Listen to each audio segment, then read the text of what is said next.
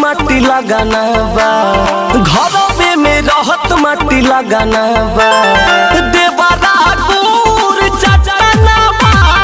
देवरा गुर चचना बा घरवे में घटत सखी घटना बा घरवे में घटत सखी घटना बा देवरा गुर चचना बा देवरा गुर चचना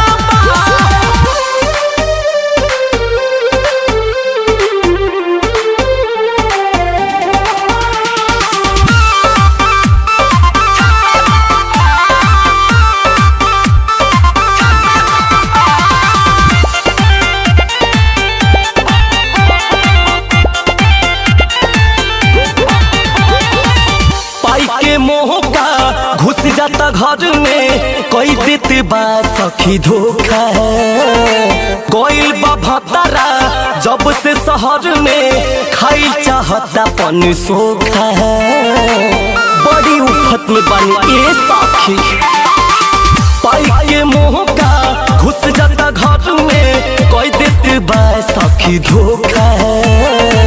कोई बा भतरा जब से शहर में खाई चाहता पन सोखा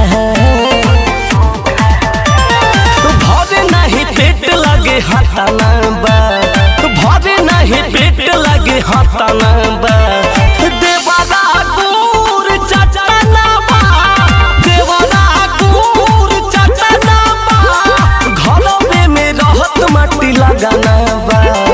देवरा गुर चचना बा देवरा गुर चचना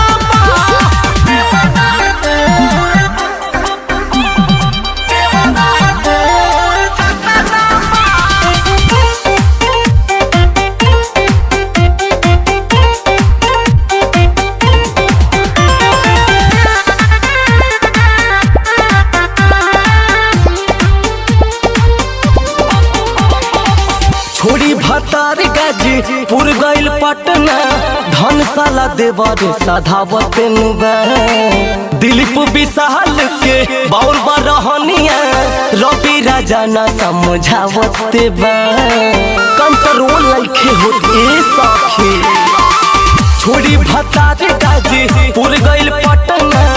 धनशाला देवर सधावत अर्जुन अनिल के बाउल बरहनिया नीरज लालो न समझावत बा तीनों भाई के ठरे बुझत अपना बा